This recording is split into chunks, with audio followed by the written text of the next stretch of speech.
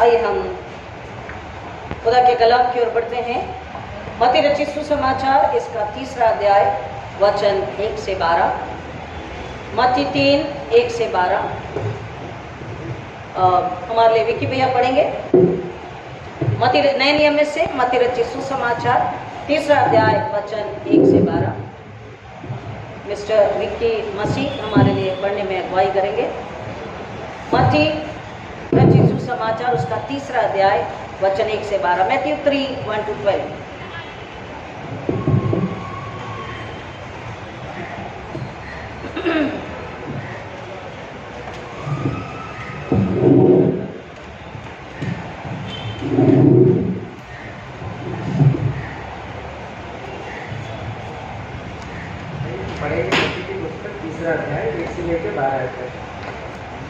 उन दिनों में यूहन्ना बपतिस्मा देने वाला आकर यहूदियों के जंगल में यह प्रचार करने लगा, मन फिराओ, क्योंकि स्वर्ग का राज्य निकट आ गया है।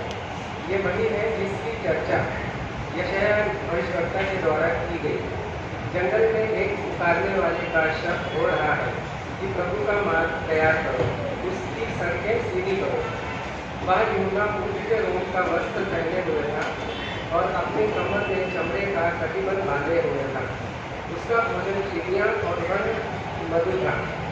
तब यरूशलेम और सारी यहूदिया और यरदन के आसपास के सब स्थानों के लोग उसके पास निकल आए। उन्होंने अपने अपने पापों को मानकर यरदन नदी में उससे बपतिस्मा लिया।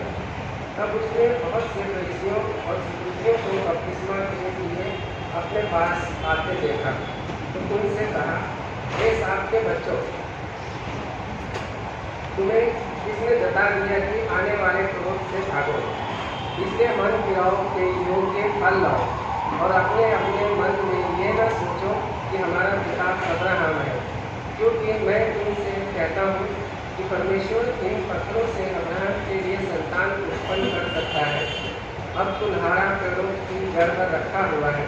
इसलिए जो पेड़ अच्छा फल नहीं लाता वह काटा और आग में झोंका जाता है।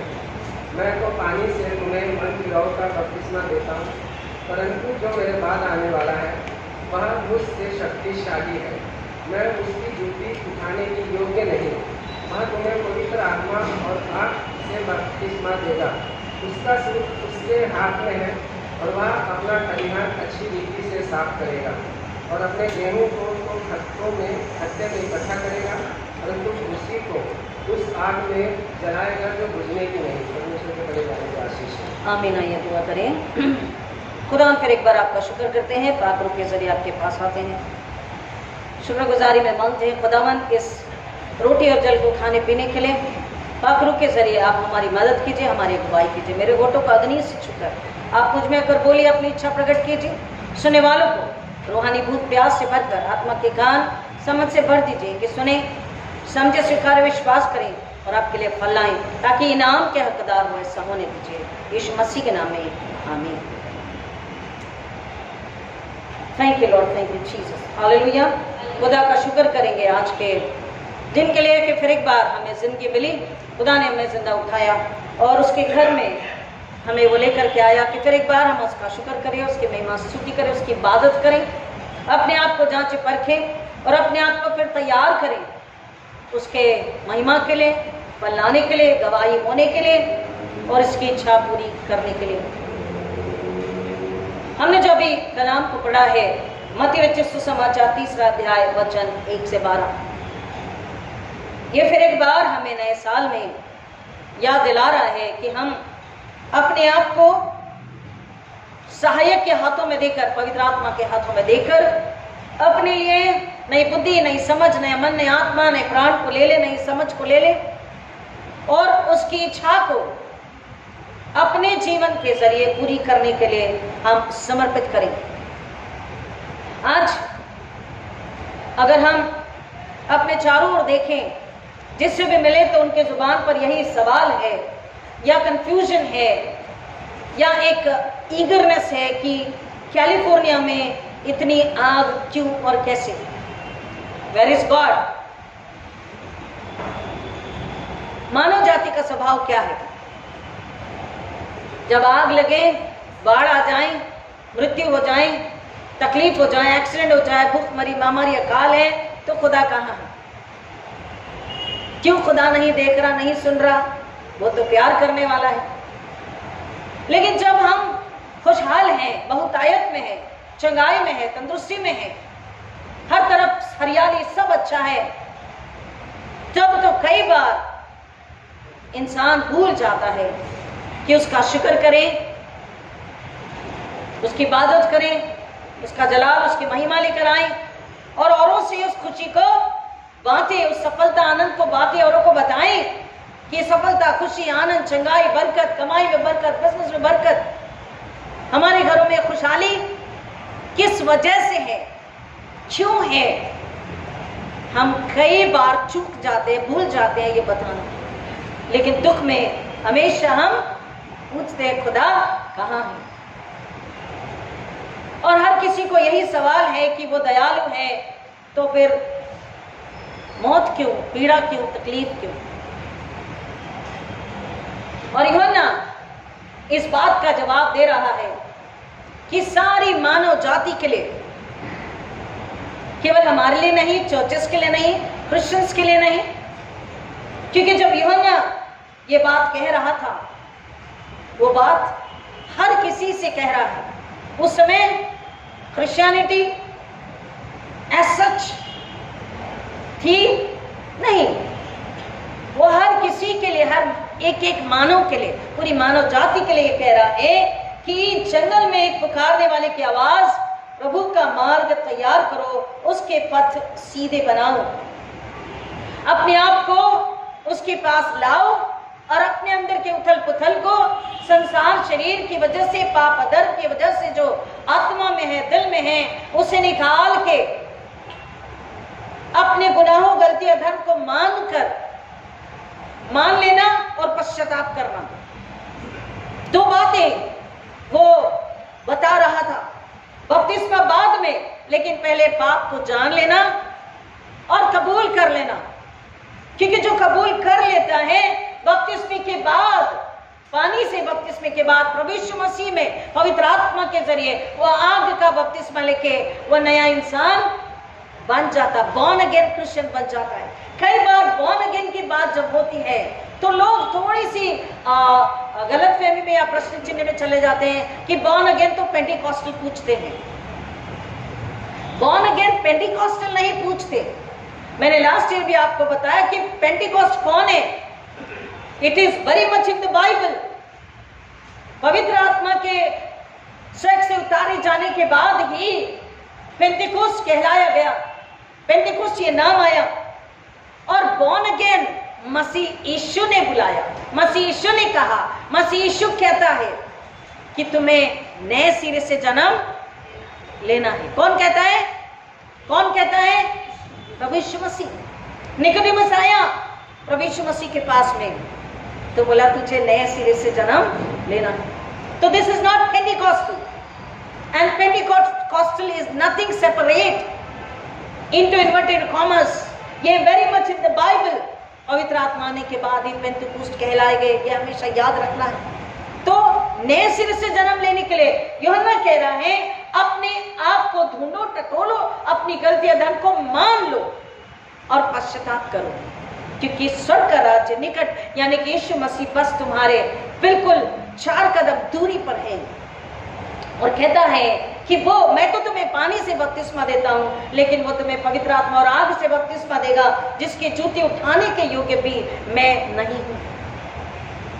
और आज भी सारी अगर कोई हमसे आपसे पूछता है कि ऐसा क्यों हो रहा है, तो हमारे पास जवाब होना चाहिए कि हाँ, वो प्रेमी है, वो दयालु है, वो क्षमाशील है, लेकिन हम उसके आज्ञाओं को, उसके वचनों को, उसके नियमों को अगर जानते हैं, बाइबल पढ़कर समझ चुके हैं, अपने दिलों में अगर उसे रखा है, तो हम ये सवाल कदापि नहीं करेंगे। क्योंकि कैलिफोर्निया के लिए अगर सवाल है या अमेरिका के विषय में बात चलती है, तो जवाब यह है कि अमेरिका को परमेश्वर ने क्या कुछ नहीं दिया। Am I right? Am I right? America को परमेश्वर ने क्या कुछ नहीं दिया? सब कुछ दिया। बुद्धि, ज्ञान, पैसा, टेक्नोलॉजी, वो बुद्धि है जिससे अमेरिका वहां तक पहुंच सका। लेकिन अमेरिका ने, कैलिफोर्निया ने देने वाले को ही बुला दिया, देने वाले को ही नकार दिया। उन्होंने जिंदा परमेश्वर को नकार दिया और वो शैतान की इबादत, उपासना, आराधना करने लगे। उल्टे क्रॉस लगाए जाने लगे। जो शैतान की इबादत करता है, जो विचक्राफ्ट करता है, वो उल्टे क्रॉस लगाता है। मैसन चर्चेस जो उल्टे क्रॉस लगा के शैतान को बुलाते, शैतान की इबादत करते हैं, जादू टोने पे भरोसा करने लगे, हाथ दिखाने पे भरोसा करने लगे। दूसरी वजह, वो अत्याचारी और व्यभिचारी बन गए। और तीसरी वजह, उनके चर्चेस में पहले तो सुनापन, खालीपन, चर्चेस से सारे जवान गायब हैं। धीरे धीरे हर कोई, केवल 2-4 बुजुर्ग 90 साल के बैठे हुए हैं। और कुछ समय बाद चर्चेस में ताले लगे। और वो चर्चेस परमेश्वर के भवन, थिएटर्स में, क्लब में, मॉल्स में परिवर्तित हो गए, तब्दील हो गए। खुदा का भवन मॉल में, थिएटर में, क्लब में, जैसे कि सदम और मोरा में हुआ था, ऐसा ही गुनाह, ऐसा ही पाप, ऐसा ही अधर्म वहां इतना बढ़ गया कि लोग आत्मा के अंधे और आत्मा के बहरे होकर संसार और शरीर की लालसाओं में व्यस्त, आनंदित जीवन जीने लगे। उन्होंने, चौथी वजह, उन्होंने ऐसा सब कुछ करके परमेश्वर का विरोध किया।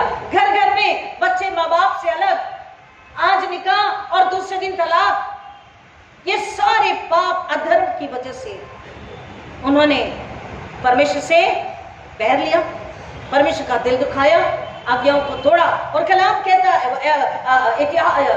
स्टडी बताती है, कुछ लोगों ने बताया कि एक बार कैलिफोर्निया ने यह कहा कि खुदा को हमसे दूर ही रखो। क्या कहा कैलिफोर्निया ने? कि खुदा को हमसे दूर ही रखो। और जब खुदा को दूर रखने की बात हुई तो खुदा कैसा है? सच्चा, पवित्र, प्रेमी, जिंदा, सुनने समझने वाला, महसूस करने वाला, सब कुछ जान लेने वाला और जलन रखने वाला। निर्गमन 20:5 में क्या कहता है? मैं तेरा यहोवा परमेश्वर, जलन रखने वाला परमेश्वर। वो जलन इसलिए रखता है कि वो हमसे प्यार करता। अगर हम भटक जाएं, अगर हम सच्ची राह को छोड़ दे, खुदा की राह को छोड़ दे, मसीह यीशु के बताए मार्ग से, सत्य से हट जाएं, तो वो कहता है कि मैं न्याय लेने वाला, पलटा लेने वाला परमेश्वर हूं, मैं जलन रखने वाला परमेश्वर हूं। आज्ञाओं को अगर तोड़ दिया तो परमेश्वर का क्रोध का सामना इंसान को करना ही पड़ता है। निर्गमन 20:5 मैंने बताया, वो कहता है कि यहोवा जलन रखने वाला परमेश्वर है। और एक और वचन, आइए मेरे साथ में वचन से 18, 26 और 27, साम 18, 26 एंड 27 अगर मिला है तो आप पढ़ सकते हैं। वचन से 18, 26, 27।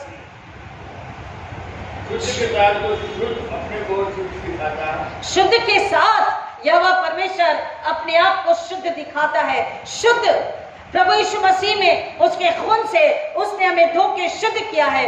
वाक किया है, जिसकी आत्मा और जिसका हृदय है और जिसके विचार और जिसका चाल चलन, जिसकी सोच और जिसकी समझ।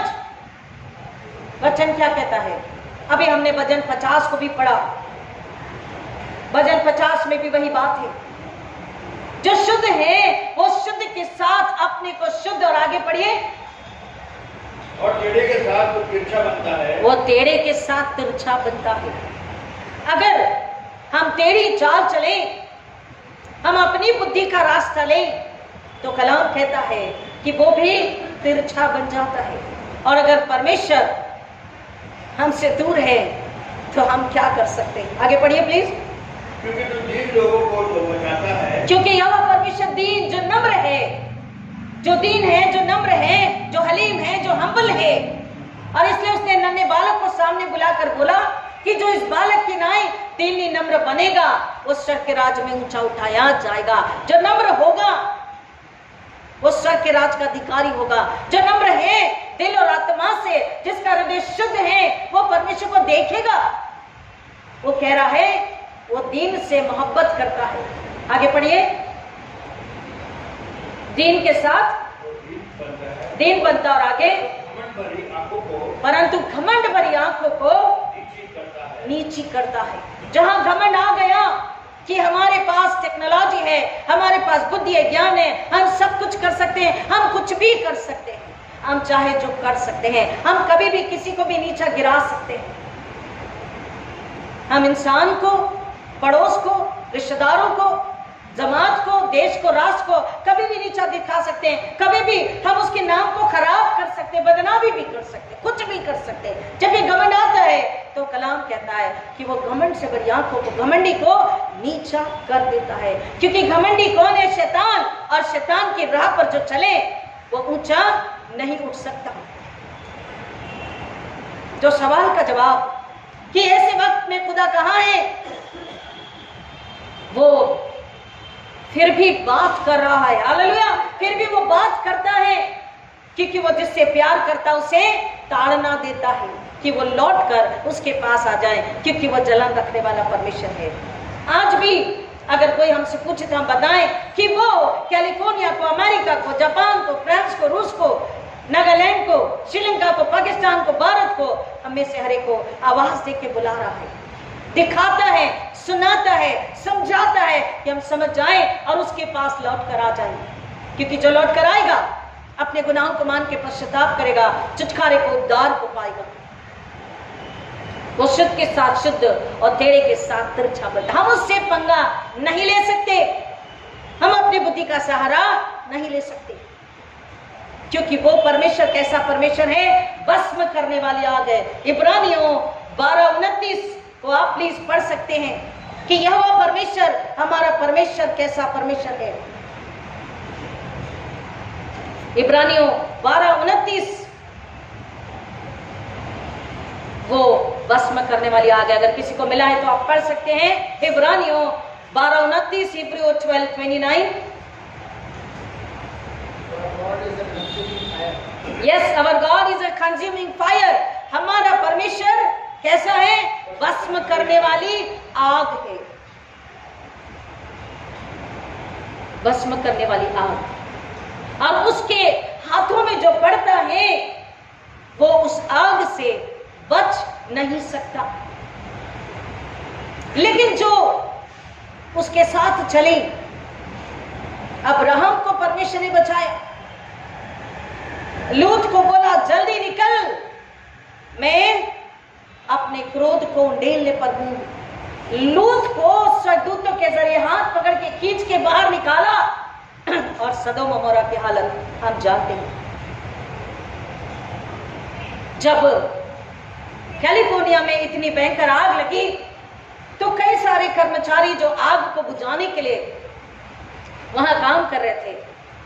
एक कर्मचारी, एक सैनिक कहता है, अपने अनुभव को बताता है कि जब हम कोशिश कर रहे थे कि फायर बुझाने वाली गैस या मोटे मोटे बड़े पाइप, फोर्सफुल पाइप को लेकर पानी से हम आग को थोड़ा कम कर सकें, लेकिन आग बंद कम होने की बजाय बढ़ती, उसकी लपटें ऐसे उठती थी और ऐसे प्रहार करती थी मानो वहां पर आक्रमण ही नहीं कर रही लेकिन हम पर हंस रही है।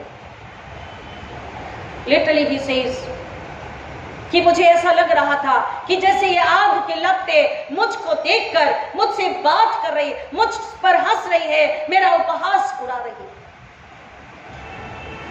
हम जिधर भी जाते हैं, जिधर भी हम पानी डालने की कोशिश करते हैं, वहीं से और 4 गुना 10 गुना आग की लपटों को हम बढ़ता हुआ, अटैक करता हुआ देखते। ऐसा लग रहा था मानो सब तरफ अंधकार, असफलता, अशांति, क्रोध है। हम अब कहीं से भी आशा को या बचने की उम्मीद को नहीं देख सकते। वो कहता है कि लेकिन परमेश्वर को पुकारने के बाद, प्रभु यीशु मसीह को पुकारने के बाद इतनी भयंकर प्रचंड आग की लपटों के बीच में भी मैंने एक सुरक्षा और एक शांति को महसूस किया। हालेलुया।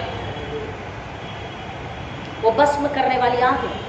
अगर हम अनाज्ञाकारी हो जाए, हम परमेश्वर के बच्चे हैं, हमें एक ही बात याद रखनी है। जब हम उसके हम अपने बच्चों से कहते हैं तुम हमारी औलाद हो, इस घर के डिसिप्लिन में जीना है, हमारी आज्ञा पालन करना। जब हम अपने बच्चों से कहते हैं, टीचर्स प्रोफेसर्स अपने स्टूडेंट से कहते हैं, डॉक्टर्स अपने सिखाने वालों को कहते हैं, ट्रेनिंग कॉलेज में, परमेश्वर कहता तुम मेरे घर के सदस्य हो, तुम मेरे बच्चे हो, तुम्हें घर के अनुशासन को, स्वर के अनुशासन, स्वर के नियम को, वचन को, आज्ञा को सुनकर समझकर मानना है। प्रभु यीशु मसीह के बताए मार्ग सत्य पर तुम्हें चलना है। अगर मार्ग से भटक जाओगे तो मैं भस्म करने वाली आग हूं, और जब हम परमेश्वर से विरोध लेते हैं तो हमें कोई बचा नहीं सकता, हमें कोई भी छुड़ा नहीं सकता।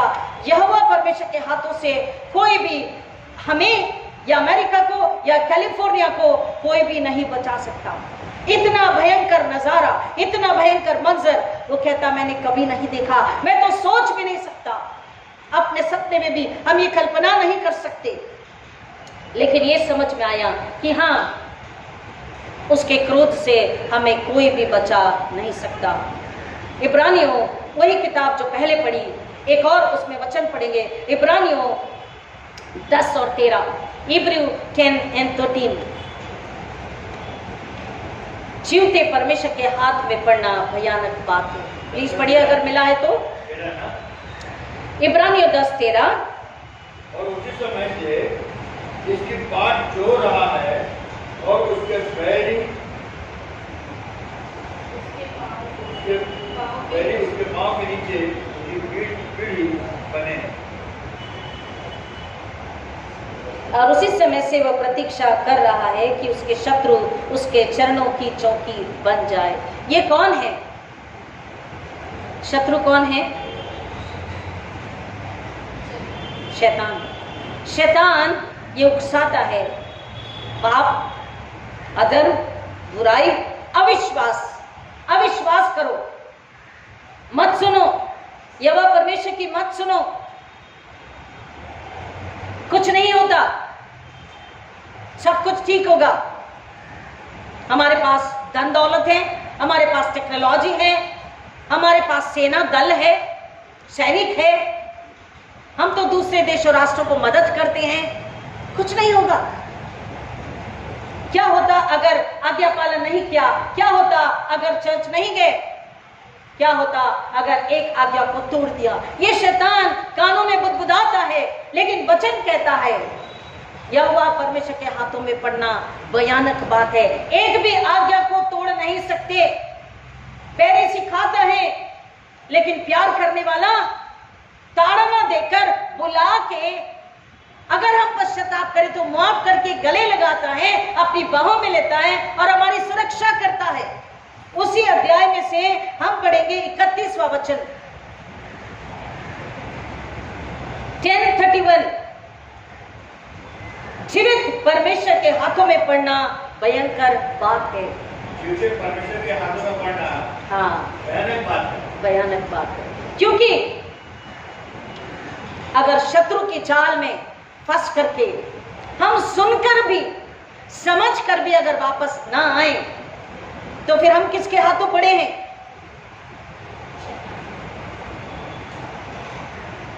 उसके तो गुलाम हो गए, वापस नहीं आ रहे। अब कलाम कहता है कि हमने आज्ञा को तोड़कर बुराई में, पाप में, अधर्म में, शैतान की गुलामी में है, लेकिन उसके बावजूद भी वो आवाज देता बुलाता है। बुलाता है, बुलाता है या नहीं? वचन के जरिए, गवाहियों के जरिए हमें आवाज देता है, लेकिन फिर भी अगर नहीं आए तो वचन कहता है जीवित परमेश्वर के हाथों में पड़ना भयंकर बात है। क्योंकि फिर उसके क्रोध से हमें कोई नहीं बचा सकता। उसके क्रोध से कैलिफोर्निया को, अमेरिका को, भारत को, रूस को, जापान को कोई भी अगर अनाज्ञाकारिता करे, उन्हें कोई भी बचा नहीं सकता। बचाने वाला, छुड़ाने वाला, न्याय देने वाला, बदला लेने वाला, पलटा लेने वाला, सिखाने समझाने वाला, रक्षा करने वाला शत्रु के हाथ से छुड़ाने वाला, बचाने वाला एक ही है। कौन है? यहोवा परमेश्वर। प्रभु यीशु मसीह के नाम में कहता, जो उसके पास आते हैं वो उनको छुड़ाता, उनको बचाता है, उनकी रक्षा करता है। अगर जान करके भी हम जब सुन ले, जान ले कि उद्धार करता, बुद्धि देने वाला, समझ देने वाला, चंगाई देने वाला, खिलाने पिलाने वाला, नौकरी बिजनेस देने वाला, रक्षा करने वाला, जीवन बहुतायत का जीवन देने वाला, पापों का क्षमा करने वाला, शत्रु से बचाने वाला, मृत्यु के हमले से बचाने वाला, उस जलती अग्नि से बचाने वाला कौन है? हम जान लेने के बावजूद भी अगर हम मसीह पर विश्वास नहीं करते हैं तो कलाम कहता है कि फिर उसके हाथों में पड़ना भयानक बात है, क्योंकि उसके क्रोध से, उसके पलटे से, उसके न्याय से हमें कोई भी बचा नहीं सकता। हम कितना भी पुकारे, कितना भी चिल्लाएं, लोग मदद भी लेकर आ जाएंगे, लेकिन वो मदद भी हमें बचा नहीं सकेगी। भजन 50 जो भी हमने बारी बारी के पाठ में पढ़ा है, साम 50 को,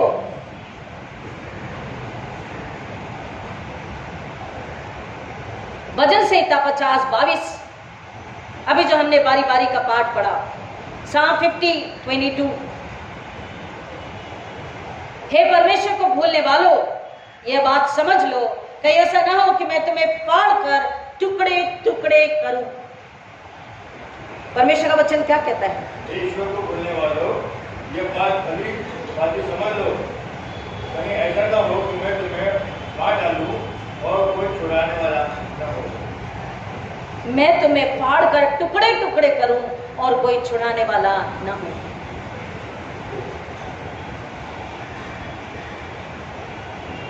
परमेश्वर के अलावा, उसके सामर्थ्य बाहों, भुजाओं, हाथों के अलावा, उसके सहायक पवित्र आत्मा के अलावा, यीशु के अलावा, सत्य की तलवार वचन के अलावा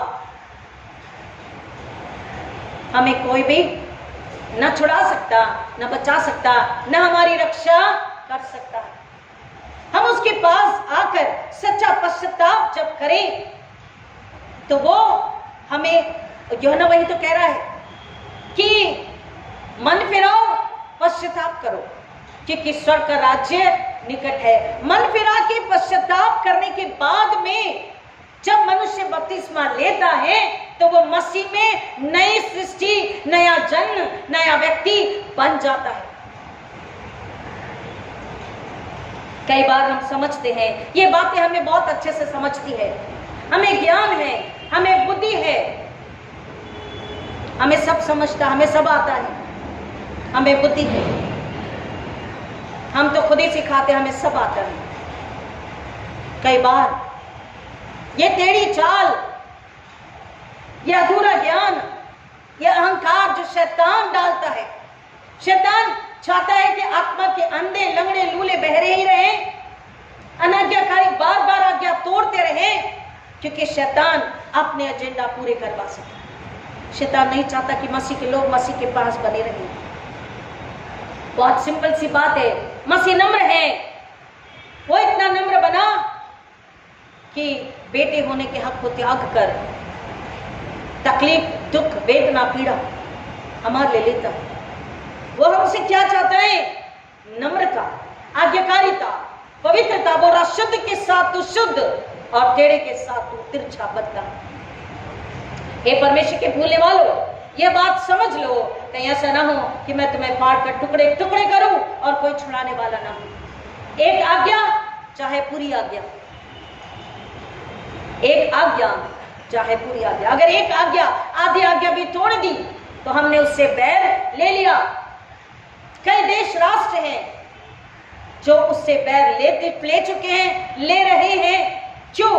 क्योंकि वो सच्चाई से इनकार कर रहे हैं, सच्चाई से भाग रहे हैं, यीशु मसीह पर भरोसा नहीं करके। उद्धार करता यीशु मसीह है, मुक्तिदाता यीशु मसीह है, इसको वो क्या कर रहे हैं? इस सच्चाई को नकार रहे हैं। और इस सच्चाई को नकार कर वो अपने आप को उस धार्मिकता से, उस सत्य से, उस उद्धार से दूर रख रहे हैं।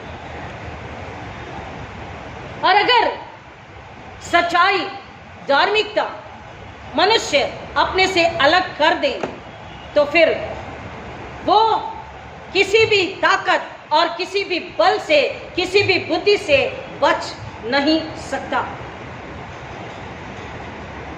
हे परमेश्वर के भूलने वालों, ये बात समझ लो कि ऐसा ना हो कि मैं तुम्हें फाड़ कर टुकड़े टुकड़े कर डालूं। छिन्न भिन्न हो गए, कई तरह की तकलीफें, कई तरह के नुकसान, अब ऐसी भयंकर आग कि कई पीढ़ी दर पीढ़ी इस बात को बुला नहीं पाएगी।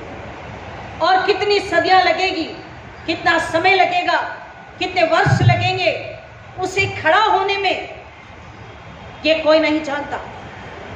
क्योंकि अगर टेक्नोलॉजी भी है, बुद्धि भी है, धन भी है, सेना दल भी है, लेकिन यहोवा परमेश्वर का अनुग्रह का हाथ अगर नहीं है तो क्या कैलिफोर्निया खड़ा हो सकेगा? खड़ा हो सकेगा? नहीं। इसलिए कोई नहीं जानता। इसलिए कलाम कहता है कि जो नम्र है, जो दीन है, वो उसकी सुधि लेता है। हे परमेश्वर को भूलने वालों, ये बात समझ लो कि ऐसा ना हो कि मैं तुम्हें फाड़ कर टुकड़े टुकड़े करूं और कोई छुड़ाने वाला ना हो। लेकिन वो कहता है कि जो धन्यवाद का बलिदान चढ़ाता है वो मेरी महिमा करता है। जो अपना मार्ग सीधा बनाए रखता है उसको मैं परमेश्वर का उद्धार दिखाऊंगा। जो अपना मार्ग सीधा बनाए रखता का मतलब है सीधे मार्ग पर एक ही चलने के लिए हमारी मदद करता है पवित्र आत्मा सहायक प्रभु यीशु मसीह। अब प्रभु यीशु मसीह के राह पर जो चलता है, सत्य पर जो चलता है, प्रभु यीशु मसीह में जो चलता है, कह रहा है कि वो परमेश्वर के हाथों में सुरक्षित है और परमेश्वर उसको अपने उद्धार का दर्शन कराता है। उद्धार आत्मा का, उद्धार उसके घर का, उद्धार उसके शहर का, उद्धार उसके देश का, उद्धार उसके राष्ट्र का। क्योंकि कहता है कि तुम मन फिराओ और मुझसे मांगो तो मैं तुम्हारे देश और राष्ट्र को ज्यों का त्यों कर दूंगा। कलाम कहता है जो अपने मार्ग को सीधा बनाए रखता है उसको मैं परमेश्वर का उद्धार दिखाऊंगा। ये भजन संहिता 50 हमने जो बारी बारी के पाठ में पढ़ा है, इसमें वचन साफ है कि जिन्होंने बलिदान तो चढ़ाया लेकिन अपने दिल में यीशु को लेकर या अपने दिल आत्मा से यीशु को धन्यवाद का बलिदान नहीं चढ़ाया, गुनाहों की माफी के लिए, उद्धार के मेमने के लिए उसकी आत्मा ने, चाहे हम चाहे गैर विश्वासी, इस पृथ्वी पर कोई भी अगर यीशु मसीह को नकारता है तो कह रहा है कि वो उसके हाथों में पड़ा है। लेकिन जो उसको धन्यवाद का बलिदान चढ़ाता है, उस पर विश्वास रखता है, वो कहता है मैं तुझे छुड़ाऊंगा संकट के समय, 15 वचन, और संकट के दिन मुझे पुकार, मैं तुझे छुड़ाऊंगा और तू मेरी महिमा करेगा। संकट के समय, मृत्यु के समय, आग के समय, अकाल के समय, द्वेष के समय, विरोध के समय, नाम धराई के समय, बदनामी के समय, भूख प्यास के समय, अकेलेपन के समय, जब हम मसीह में हैं, उसे पुकारते हैं संकट में, हमारी सुनता है, हमें छुड़ाता, हमें बचाता, हमारी रक्षा करता, हमारे लिए सब कुछ पूरा करता है और कहता बैरी को मैं अपने पैरों तले कुचलता हूं। और यूहन्ना रचित सुसमाचार, मत्ती रचित सुसमाचार 3 अध्याय जो पढ़े, यूहन्ना कह रहा है कि उसका सूप उसके हाथ में है, वो जब न्याय करेगा, और आज कर भी रहा है, तो गेहूं को अपने पास अलग, अगर जो आत्मा उसमें बनी है, उसकी महिमा में, विश्वास में जिंदा है, मसीह में, यीशु मसीह में जिंदा है, वो गेहूं अलग, लेकिन भूसे को कह रहा है उस आग में डाल देगा जो कभी भी बुझती नहीं। और उसी बुझती आग से बचाने के लिए परमेश्वर यहोवा परमेश्वर ने यीशु मसीह को पूरी मानव जाति के लिए, मेरे लिए, आपके लिए, हम सबों के लिए अपने बेटे को भेजा है। आइए मेरे साथ में नीति वचन 28 और 13, Proverbs 28 and 13। और अगर मिला है तो पढ़ भी सकते हैं। जो अपने अपराध छुपा रखता है उसका कार्य सफल नहीं होता, परंतु जो कोई मान लेता है और छोड़ भी देता है, हालेलुया, आमीन, उस पर दया की जाएगी। अपराध को छुपाना, दूसरों पर मर देना, एक्सक्यूजेस देना, परमेश्वर कहता है उसका काम कभी भी सफल नहीं होगा। वो देश, वो राष्ट्र, वो परिवार, वो व्यक्ति, वो कलीसिया, वो जमात, चाहे कैलिफोर्निया, अमेरिका, जापान हो, रूस हो, इंडिया हो, भारत हो, हमें से कोई भी अगर अपने अपराध को छुपाएं तो हम उससे खुश नहीं करते, लेकिन अपने अपराध को मान ले नम्र होकर और कहें खुदावन रहम कर। तो क्या कहता है, जो अपने अपराध को छुपाता है वो सफल नहीं होता, कहीं भी सफल नहीं होता, लेकिन जो अपने अपराध को मानकर उसे छोड़ भी देता है, अपना अपराध, अपना गुनाह, अपना पाप मान लेना, हाँ मैंने ही किया, मैं अपराधी पापी हूँ, खुदा मैंने पश्चाताप किया है, मैंने इसे छोड़ दिया हमेशा हमेशा के लिए। लास्ट संडे भी हमने सुना कि हमको मन फिरा के जब उसके पास आना है तो पीछे लौटकर नहीं जाना है। अपना हल जो चलाता है वो हल चलाने के बाद अगर पीछे मुड़कर देखता है तो वो परमेश्वर के राज्य के योग्य नहीं है। कलाम कहता है कि जो मानकर उसे छोड़ देता, यही बात यूहन्ना बता रहा, मन फिराओ और पश्चाताप करो क्योंकि स्वर्ग का राज्य निकट है।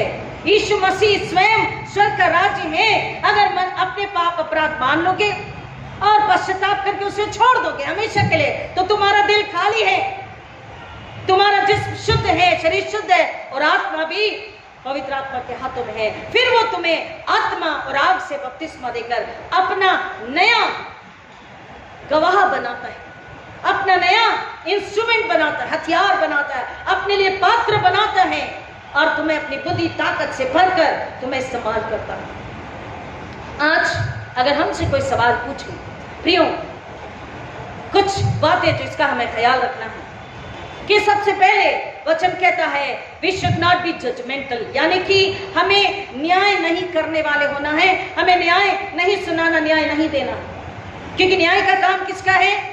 प्रभु यीशु मसीह का, परमेश्वर का। तो हमसे कोई पूछे तो हम बाइबल के अनुसार सुने, पढ़े, सीखे, समझे। हम ये ना कहें हाँ चलो अच्छा हुआ उन्हें पनिशमेंट मिला। हम किसी के लिए भी ना कहें, इंसान के लिए, देश राष्ट्र के लिए, लोगों के लिए, भाई अच्छा हुआ उन्हें पनिशमेंट मिला। हम कभी ना कहें, हम जजमेंटल ना हो जाए। दूसरी बात, हम पवित्र वचन के अनुसार, बाइबल के अनुसार हम उनके लिए प्रार्थना करें। आमीन। वो देश, वो राष्ट्र, वो व्यक्ति, वो घराने, वो चर्च, कलीसिया, कोई भी हो, हम उनके लिए प्रार्थना करें, क्योंकि बाइबल हमें बताती है कि तुम मसीह में एक दूसरे का बोझ उठाओ। गलतियों 6:2, गैलेशियंस 6:2, तुम एक दूसरे का बोझ उठाओ, एक दूसरे का भार। एक दूसरे का भार उठाने का क्या मतलब है? हम अगर कोई भटक गया, अगर कैलिफोर्निया, अमेरिका, भारत, जापान, हमारी कलीसिया, हमारे रिश्तेदार, पड़ोसी, अन्य जाति जिसे जानते नहीं जानते, खास तौर पर मसीह लोग, अगर वो खुदा के हाथ बढ़ चुके हैं अनाज्ञाकारिता की वजह से, तो हम क्या करें? हम भार उठाएं, बोझ उठाएं, प्रार्थना में, उपवास। हालेलुया, आमीन। हम बोझ उठाने वाले बने, क्योंकि कलाम हमें ये सिखाता है कि तुम क्या करो? एक दूसरे का भार उठाओ, बोझ उठाओ। उपवास, पश्चाताप, प्रार्थना जब हम करते आत्मा और सच्चाई से, तो परमेश्वर का वचन कहता है कि परमेश्वर उस देश और राष्ट्र को ज्यों का त्यों कर देता है। हम उनके लिए प्रार्थना करें कि वो पश्चाताप करें। आमीन। हम उनके लिए प्रार्थना करें, वो व्यक्ति के लिए, उस घराने के लिए, उस कलीसिया के लिए, उस देश राष्ट्र के लिए, कि वो पश्चाताप करें, क्योंकि वचन कहता है योएल की किताब में, योएल किताब में 2 अध्याय में 12-13 में, कि जो मन फिरा के पश्चाताप करता है यहोवा परमेश्वर, क्योंकि दुख देकर पछताने वाला परमेश्वर है। दुख देकर पछताने वाला परमेश्वर है। वो अनुग्रहकारी, दयालु, विलंब से क्रोध करने वाला, अति करुणा में दुख देकर पछताने वाला है। तो हम उस व्यक्ति के लिए जो भटक गया, उस देश, राष्ट्र, कलीसिया के लिए प्रार्थना करें जो भटक गई है, ताकि वो क्या करें? पश्चाताप करें। आमीन। वो पश्चाताप करे, वो व्यक्ति, वो देश, वो राष्ट्र, वो कलीसिया, वो पश्चाताप करे। और जब वो पश्चाताप करेंगे तो परमेश्वर जो दुख दे के पछताने वाला, विलंब से क्रोध करने वाला दयालु अनुग्रहकारी है, उन्हें क्या करेगा? अपने अनुग्रह, अपने दया में उन्हें स्वीकारेगा, उन्हें माफ करेगा। और वो सच्चा पश्चाताप अगर है और हमेशा के लिए नीति वचन अभी जो हमने पढ़ा 28:13 को, कि परंतु जो उन्हें मानकर छोड़ देता है उस पर दया की जाएगी। वो पश्चाताप करके अपने पापों को, अनाज्ञाकारिता को छोड़ देंगे तो परमेश्वर उन पे दया करेगा और उनके देश को, राष्ट्र को ज्यों का त्यों कर देगा, क्योंकि वो दयालु परमेश्वर है। और वो अपनी वाचा को मसीह जीवन में, अपने विश्वासी लोगों के जीवन में पीढ़ी दर पीढ़ी पूरा करता है। उसका वायदा कभी चलता नहीं। इसलिए भजन 103 को हम जब पढ़ते हैं तो कहता है कि वो टालना देता किसको? जिससे वो प्यार करता है। अगर टालना है, हम लोगों से कहें कि कुड़कुड़ाने से, क्रोधित हो जाने से कुछ नहीं होगा। नम्र होकर क्या करें? बच्चे की नाई, बालक की नाई यहोवा परमेश्वर के पास आए, यीशु मसीह के नाम में, सहायक पवित्र आत्मा के जरिए, और पश्चाताप करें। बोले खुदा तू मुझे अपना गुनाह बता। उसने क्या बोला? मैं तेरा गुनाह तुझे क्रमवार लाइन से एक के बाद एक तेरा गुनाह मैं तुझे बताऊंगा।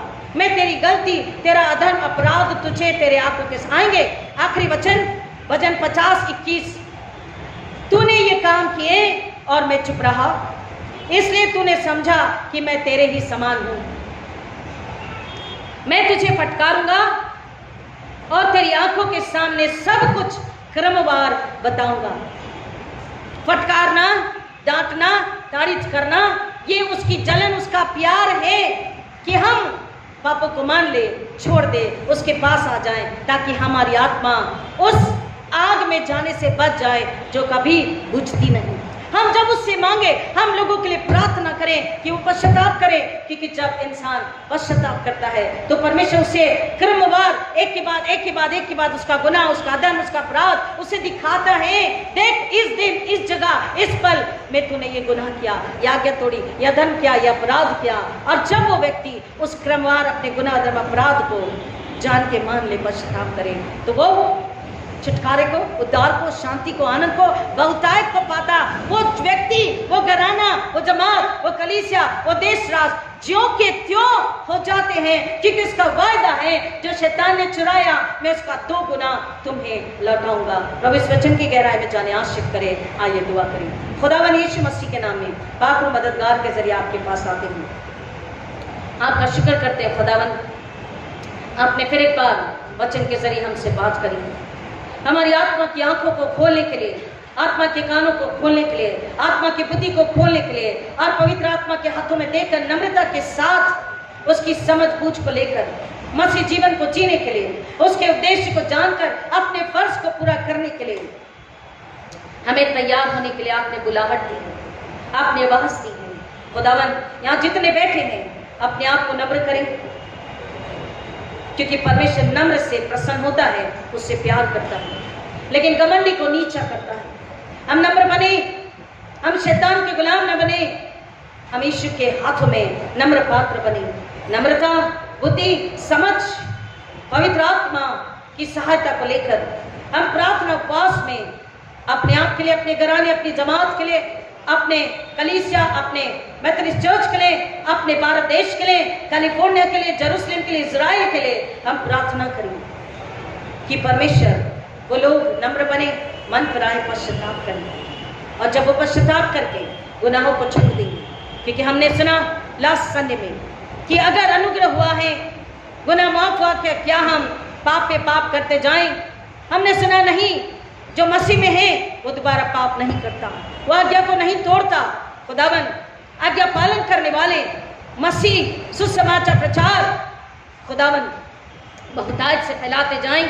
आज्ञा करी मसीह कैलिफोर्निया में, अमेरिका में, जापान में, जर्मनी में, नागालैंड में, श्रीलंका में, पाकिस्तान में, चाइना में, इंडिया में, खुदावन पृथ्वी के कोने कोने में, हमारे बॉम्बे शहर में, भारत देश में, हर एक जगह पर मसीह में मसीह के विश्वास में लोग बढ़ते जाएं, सुसमाचार बढ़ता जाएं, आत्माएं नाश होने से बचती जाएं, देश राष्ट्र नाश होने से बचें, उस जन्नत की आग में जाने से बचें, शैतान को लज्जित करें और यीशु की सूली के लिए महिमा लाएं। खुदावन स्वर्गराज में आपका जय जयकार हो, ये फजल हम आपसे मांगते हैं। आपकी इच्छा जमीन पे पूरी हो और पूरी करवाने के लिए हम तैयार रहें। ऐसी भूख प्यास लालसा हम सबों के लिए आपसे मांगते हैं। आपने हमारी दुआ कबूल की, हम शुक्र करते हैं। जो पहली बार सुन रहे या सुनेंगे उनकी बुद्धि को खोल दीजिए, उन्हें नम्रता, दृढ़ विश्वास, आज्ञाकारिता और उद्धार आत्मा के छुटकारे की भूख प्यास से भर दीजिए कि मसीह में पाप की क्षमा, पूरा उद्धार पाएं, मुक्ति पाएं, मोक्ष पाएं और जय का आनंद का जीवन जिए और एक और आत्मा को बचाएं। ईश्वर को महिमा मिले, ऐसा होने दीजिए। अपने मुकुट के लिए हर एक तैयारी में लगा रहे, आपके आने का इंतजार विश्वास से करें। यह अनुग्रह, ये भूख प्यास में आपसे मांगती हूँ। आपने हमारी दुआ कबूल की, हम आपका धन्यवाद करते हैं। मांगते यीशु मसीह के नाम में, आमीन। और हम हमारे पुनरुत्थित प्रभु यीशु मसीह का अनुग्रह, परमेश्वर पिता का प्रेम, पवित्र आत्मा की सहभागिता और शांति आप में से हर एक के साथ जो पहली बार सुन रहे, खास तक उनके साथ हमेशा हमेशा बनी रहे। आमीन। God bless you.